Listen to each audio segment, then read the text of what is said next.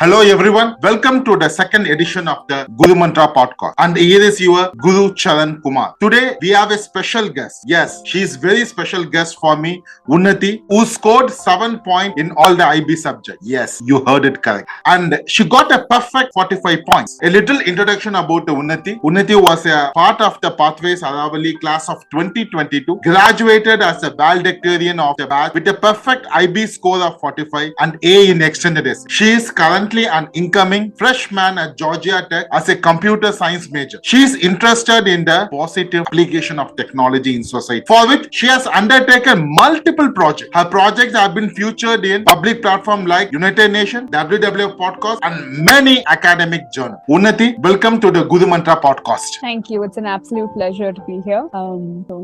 Okay, Unnati. First, we will go little questions about TOK. So, Unnati, what is the relation between the TOK object and personal experience, and why are personal experience are important in the selection of the TOK objects? So as far as I remember, in my TOK exhibition, I picked up one object that was personal, which was a book that I had owned, and the other two objects were also personal in the sense that they were from my cultural context. Now I think that with personal experiences, right, when you pick up TOK objects that you have associated personal experiences with, you're able to make more specific arguments to answer the topic of your exhibition. So my TOK exhibition, for example, was on the challenges in the communication or dissemination of knowledge. So when I picked up objects that I was already familiar with, I could explain the challenges that I faced in the interpretation and in the context of knowledge in greater detail than I would have been able to deal with otherwise. So yeah, I think they're just very instrumental in making your arguments more comprehensive, convincing, and I think also genuine. Good. So Unnati, can you tell how did you identify the correct object according to the prompt to maximize the score in the TOK exhibition? So I think I'd be lying if I said that I did not change my exhibition object or my exhibition topic multiple times. It's very rare that the first draft you write for absolutely anything is the last one. And in the same way, the first object you pick up are not always, so to say, the correct object for the exhibition. So I think just like that, the key to identifying the correct object is to keep revisiting your choices and making sure that you're convinced with it till the final draft. Also, I think it's good to keep an open mind,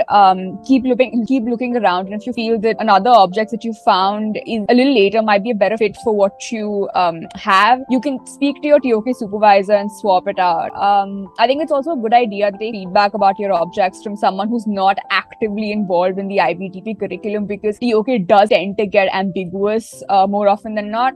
So for example, I have friends who did not do the IBTP program. Sometimes it was just nice to just explain my TOK exhibition objects to them instead, and if it made sense to them as someone who was a third party, maybe I was doing something right. I think with my TOK essay, for example, my parents served as a good bouncing board as well. So it's always good to get another opinion. Brilliant. I still remember your TOK essay, Unnati. In fact, when I was taking my TOK class grade 12, I told my grade 12 student, please refer Unnati TOK essay. That will give you a perfect score how to make an counterclaim. So my question is, what is the presence of a well-written counterclaim, a hidden gem for the TOK essay to get an A? So I think with the new TOK curriculum, as far as I remember, it's been like 2 or 3 months, but I think with the new TOK curriculum, the emphasis on counterclaims has been slightly minimized, and now instead the focus is on bringing out varied points of view in your TOK essay. But the core idea of evaluating your thoughts still exists, and I think that's key to doing well on the TOK essay, right? Writing varied points of view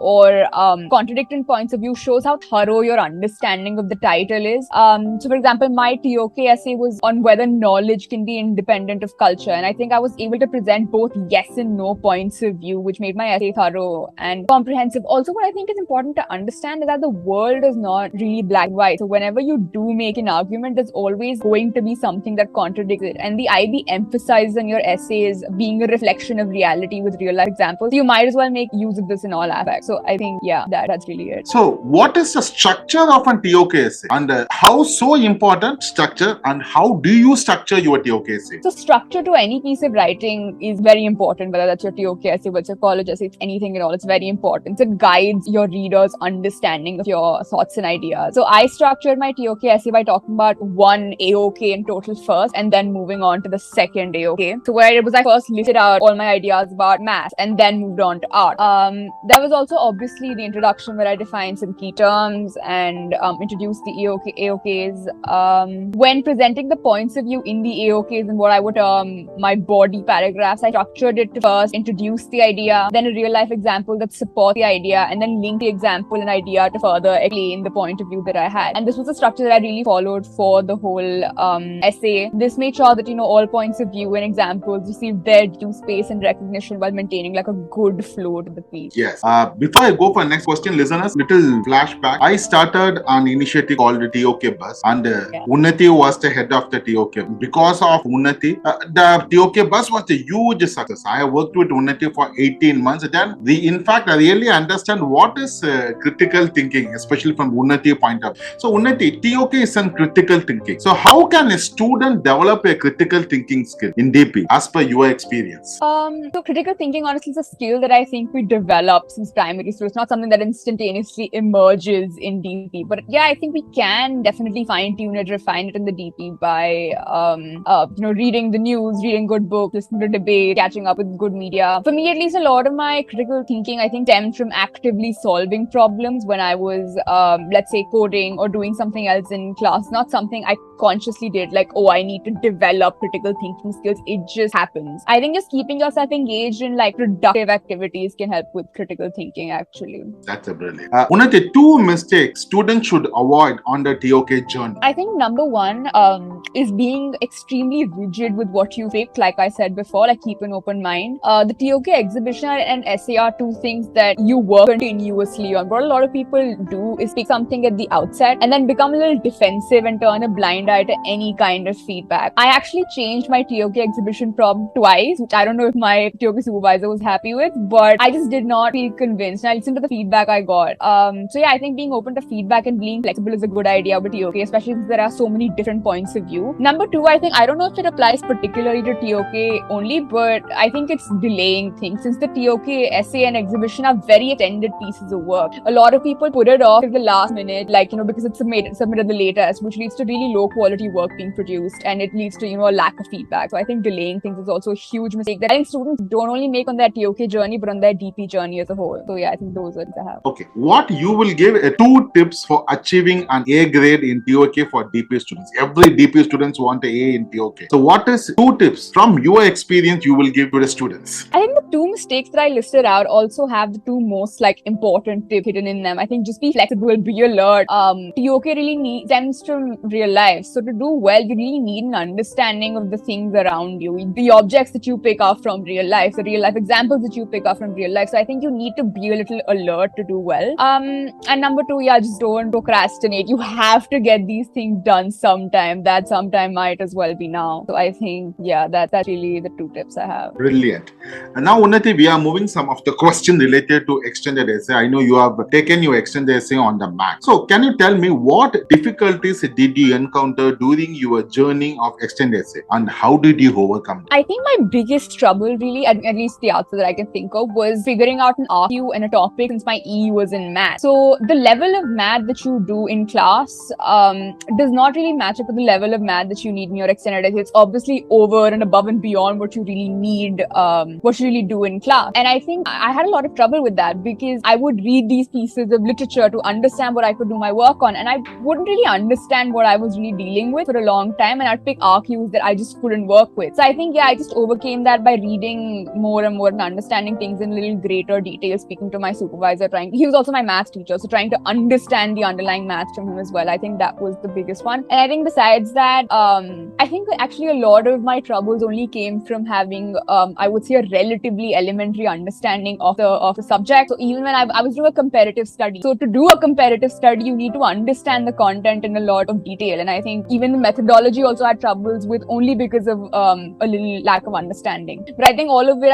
I did overcome by just understanding the subject in greater detail. So yeah. So how did you familiarize yourself with E criteria to get an A in your extended essay? So this is a tip that my school science coordinator had given me in passing when I was speaking to him about something completely different. But he had said that, for every subject, it's always a good idea to read the guide in totality and understand what the IB wants from you. The IB hasn't hidden things. They're literally telling you what you will be graded on, which is in the guide. And so what I did was I familiarized myself with the criteria by going through the e-guide and making a checklist of things that needed to be there in the E, which is really helpful. I didn't do this just for my E, with my other subject IAs as well, which I think was pretty helpful. And I think even besides that, when we're talking about the criteria, it's a good idea to it's a good idea to see like exemplars to see how the E criteria manifests itself in reality in real pieces of work. Because a lot of times the grading criteria can seem a little vague. So it's a good idea to look at like samples and things like that. So looking the sample is an important part. IB plays a very important role in every IB students, of course for teachers, but critical thinking also a major role in TOK and extended essay. Now, can you tell how do you develop a critical skills in extended essay? So since my E was in math, I think the critical thinking skills needed there were a little different. Like besides, like they were a little different. You weren't really working with like solving extraordinary problems. You were just trying to understand things a little more. But besides the obvious reading more, I think with critical thinking, I just solved more mathematical problems. I think Olympiad problems are pretty helpful. And I remember there was this book which I read. It's called The Art of Problem Solving. I was reading that for something else, for like my college essays and things like that. But it did provide a lot of direction to my E as well. I also think that YouTube is a great resource, which is a little undermined. I remember there was this channel called 3 Blue 1 Brown, I think 3B1B, which made math so simple for me to understand and had these like stunning graphical representations that really guided how I thought about my E and like gave direction to critical thinking. So I think just making use of all the resources that you have can help develop. Brilliant. Art of problem solving book linking with extended essay, something new even I want to learn. So Unnati, 2 mistakes students should avoid on their extended essay journey.